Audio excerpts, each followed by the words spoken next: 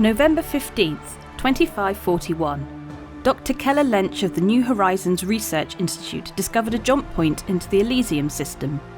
Observing signs that the system was occupied by a technologically advanced civilization, and believing that it should be government dignitaries and diplomats that made first contact, his only further action was to deploy a research drone to the planet so as not to disturb its inhabitants, and found a spacefaring people living on the fourth planet in the system. However, he soon lost contact with the drone. Initial diplomatic attempts by the United Planets of Earth's First Contact team proved unsuccessful. The Tevarin, facing an overpopulation problem due to their lack of terraforming technology, soon attacked the invaders in an effort to take human colonies in neighbouring systems for themselves. This began the First Tevarin War. In 2542, Idris IV was captured by the Tevarin after the planet suffered a series of orbital bombardments. Though most of the population fled before the Tevarin finally took the planet, a few hundred stayed. Many of these survivors rallied together to disrupt the Tevarin and became known as the Greys. At the central plaza of Tannis City, the Greys were almost extinguished. A raid on what would become the Tevarin planetary defense system went drastically wrong. A large number of Greys were captured, executed, and displayed in the plaza to try and demoralize the remaining Greys from further operations. It did not have the desired effect. After realizing they needed a larger military force, the UPE held the first Invictus launch week on October 12th of 2542, bringing new recruits to train at Invictus base on Mars. The Tevarin War raged into its second year. Although the UPE had managed to claim some decisive victories, the Tevarin were unrelenting, gaining ground in the Centauri system and pushing UPE forces as far back as the Ferran system. The most notable battle during the First Tevarin War was Operation Nemesis, historically known as the Battle of Idris IV. By late August 2544, High General Trevor Borland had grown impatient. In a strategy meeting with his advisors, he expressed a fear that by letting the battle lines equalise, he could see both sides becoming complacent and settling into a war of attrition. Over the next week, High General Borland, High Command, and his advisors sketched out the skeletal framework of Operation Nemesis. Military intelligence had identified a Tevarin shipyard on the surface of Idris IV that served as the main repair facility and launching point for a majority of the Tevarin fighters in the system, as well as the operational hub for several unknown Tevarin structures that they were building around the globe. Operation Nemesis intended to seize and occupy this territory to act as a forward operating position to gain a foothold back into Idris. The Greys provided groundside intelligence for the attack. Enemy contact occurred immediately after entering the Idris system. Customized missile ships entered the jump point first, launching a full spread of rockets before the rest of the fleet arrived. The initial wave commenced its push towards Idris IV. The Tevarin capital ships tried to intercept and engage the UPE Navy, but the fleet maintained course and sped towards Idris IV.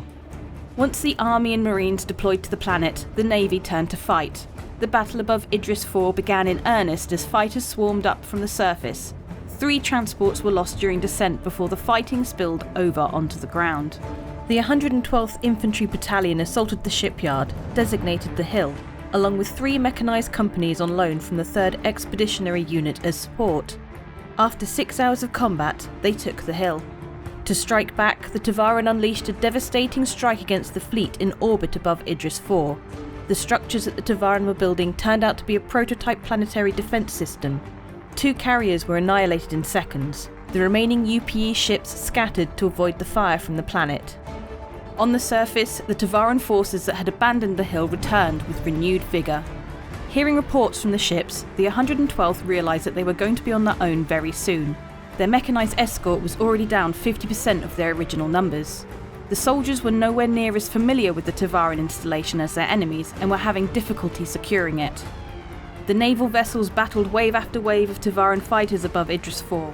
The 112th suffered a devastating loss when a Tevarin fighter strafed the compound, dropping an antimatter bomb that destroyed the battalion's colonel and command staff.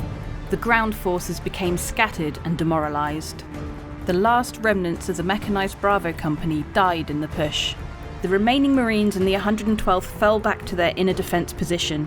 When the major of the 112th Battalion was taken out by an unseen sniper bullet, his second-in-command, a young, ambitious officer named Ivor Messer, assumed command of the company.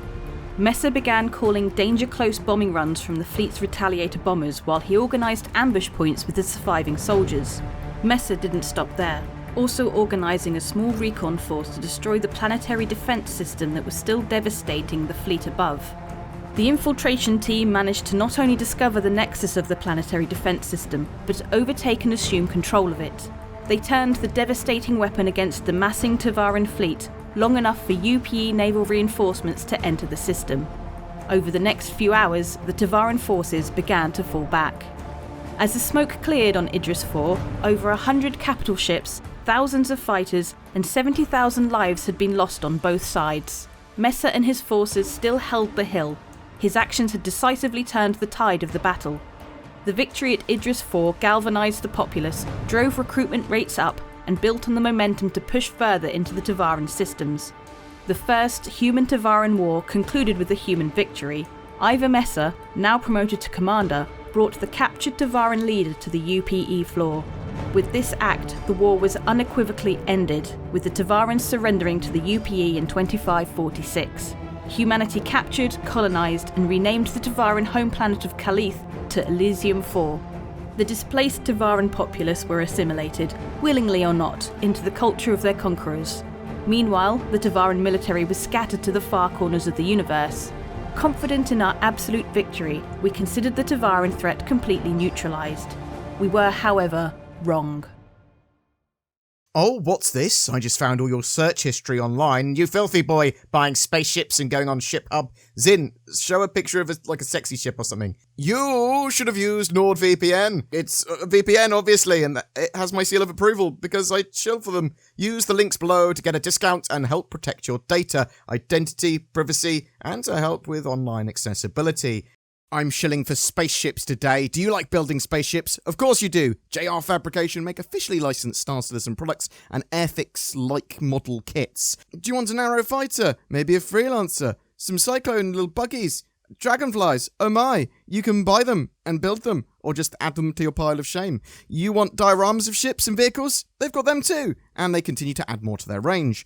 Follow the link down below to jrfabrication.co.uk/board to see all of the wonderful products they have on offer, and use the code BoredInvictus to also get some exclusive Fleet Week recruitment propaganda A3 art prints with each of your orders. Ooh. Every month we have a ship giveaway. For May, it's for a Crusader Hercules Starlifter. It's a big boy cargo and ground vehicle transport ship that you can expect to be added to the game by the end of the month. Just comment on any of my videos made during the month to be in for a chance of winning that. Thank you so much to my channel members who have pressed the join button below my videos, and my Patreons as well. Going the extra mile really, really helps the channel. Say thanks for helping the channel, Zin. Thanks for helping the channel, Zin. Consider becoming a channel member or Patreon as well, and maybe you'll get some poorly photoshopped naughty spaceship shots. Ooh, saucy. Thanks for watching and all your support.